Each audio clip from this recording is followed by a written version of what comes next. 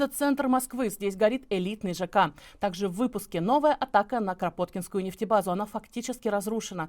На протестах в Турции избили журналистов Арти. А в Краснодарском крае стая собак напала на подростков. Эти и другие новости в ближайшие несколько минут на канале Ходорковский Лайв. Ставьте лайки. В центре Москвы сильнейший пожар в элитном жилом комплексе на улице Тимура Фрунзе. Он начался менее 2 часов назад. Пламя видно даже из Кремля. Расстояние до него менее 3 километров. Столбы дыма разлетаются на сотни метров вокруг. В районе пожара слышны взрывы.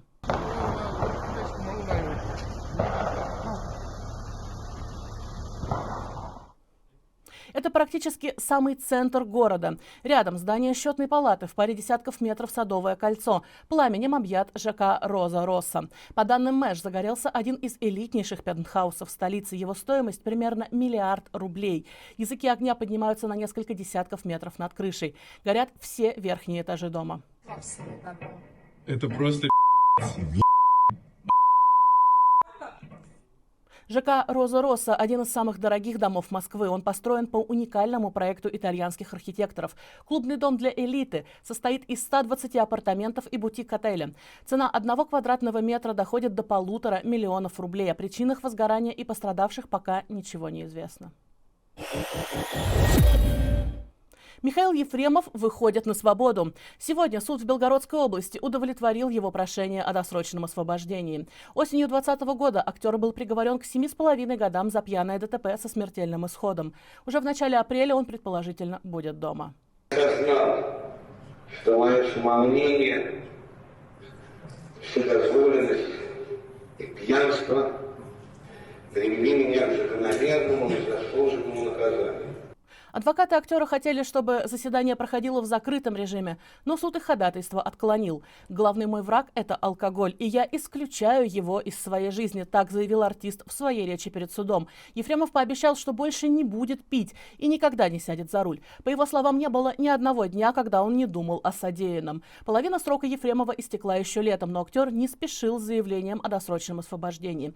В последний момент помешать УДО могла история с найденным в его личных вещах телефоном. За это Ефремова на 5 суток отправили в ШИЗО. Это моя глупость. Увидел, что звонят ребята. Ну и тоже решил позвонить разочек. В колонии Ефремов работал в тюремной библиотеке, а также играл в театре. Так, минувший Новый год по просьбе руководства тюрьмы он исполнил роль Деда Мороза в костюмированном утреннике.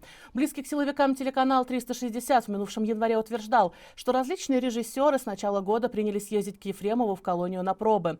А его команда уже начала формировать график, который якобы расписан до конца 2025 года. Память о Ефремове останется в белгородской колонии номер 4 даже после его выхода на свободу. Знаменитого сидельца записали как диктора для тюремной утренней зарядки.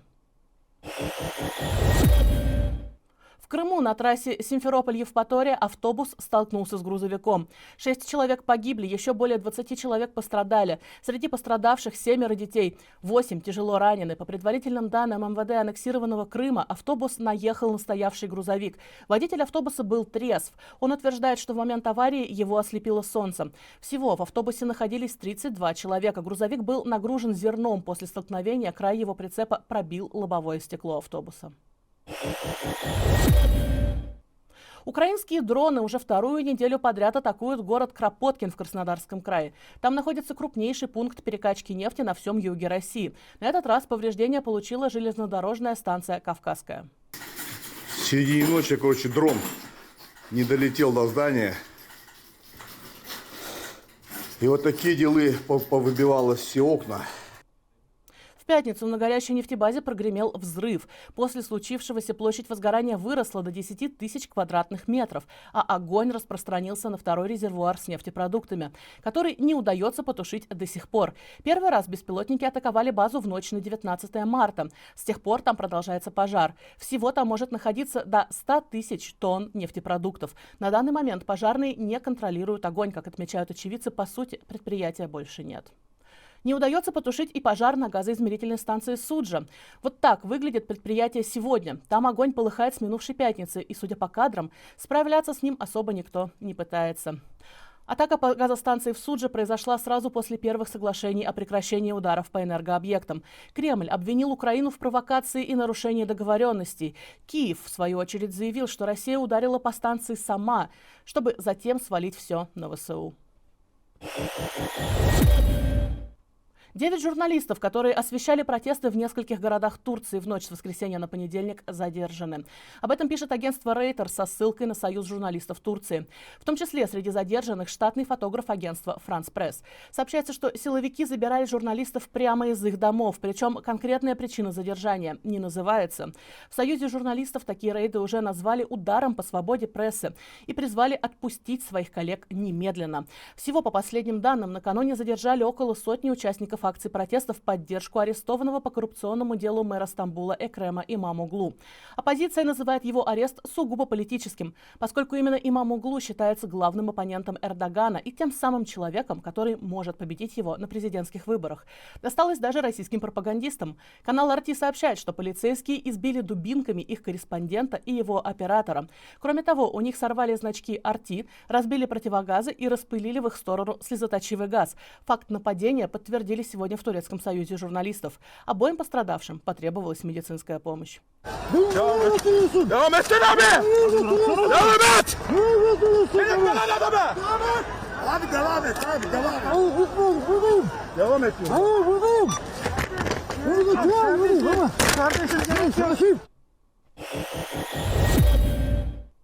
Журналистка Мария Пономаренко, которую судят якобы за нападение на сотрудника колонии, выступила с последним словом. Его текст публикует канал Русньюз. В том числе журналистка рассказала об издевательствах, которым ее подвергают в колонии. Вот только один эпизод, далее цитата. «Самый пик издевательств – это зима-весна. Я из-за беспредела вскрыла вены. Перед ШИЗО меня заводят в душ, воды горячей нет. Она ледяная. Сотрудник сказал, пусть ждет, пока она нагреется, ждать 4 часа. Окон в душевой нет, у меня началась паника, я начинаю задыхаться, я расстилаю пакет на пол и начинаю стирать. Потом теряю сознание и слышу, входит толпа людей и начинают орать на меня, чтобы я одевалась». Конец цитаты. Мария поблагодарила всех, кто поддерживает политзаключенных, а также своих адвокатов и партию «Яблоко». Она выразила восхищение молодыми ребятами, цитата, у которых уже есть гуманистическая позиция. А также Пономаренко еще раз озвучила свое мнение по поводу войны в Украине. Именно за это журналистку в первый раз осудили по статье о так называемых фейках. Цитата. «Раньше у меня были сомнения на 1%, но сейчас я уверена, что Мариупольский театр разбомбила Россия. Всегда хочется обелить родину, но этот процент умер». Конец цитаты. Мария Пономаренко уже отбывает срок в 6 лет, но в декабре 23-го стало известно о новом уголовном деле. Гособвинение просит еще 2 года. В середине марта стало известно, что Мария вскрыла себе вены и находится на сухой голодовке. Петропавловск-Камчатский занесло снегом. Люди не могут выйти из дома. Снежные стены достигают 2-3 метров в высоту. Вот так вот все выглядит. Из дома не выйти через дверь, только через дверь. В столице Камчатки настоящий снежный Армагеддон. Общественный транспорт не работает, аэропорт закрыт, занятия в детских садах, школах и вузах отменены. Накануне на полуостров обрушился мощный циклон. В Петропавловске-Камчатском за сутки выпало более 60% от месячной нормы осадков. Люди не могут откопать свои автомобили. Некоторые семьи, по сути, заблокированы в частных домах, которые превратились в огромные снежные кучи. Жителей просят воздержаться от поездок по городу. А в Краснодарском крае стая собак напала на жителей Усть-Лабинска. 3 пострадали: подростки 12 и 13 лет, а также молодой человек 18 лет. Их всех госпитализировали. Инцидент произошел 22 марта. Ребята приехали осмотреть трассу для мотокросса. Там-то они и столкнулись со стаей собак. Сегодня же стало известно, что глава Следственного комитета России лично взял дело на карандаш. Между тем, в городских пабликах расходятся видео, на котором по центру Усть-Лабинска гуляет уже другая стая собак. Российские банкоматы не принимают новые 5000-е купюры. По всей стране выплевывают банкноту каждый 10-й банкомат. В Москве 5000 нового образца не распознают до 25% всех устройств. Как пишут «Известия», многие банкоматы попросту невозможно перенастроить под новые купюры из-за санкций. Компании-производители машин покинули Россию после начала войны и перестали поддерживать и обслуживать оборудование.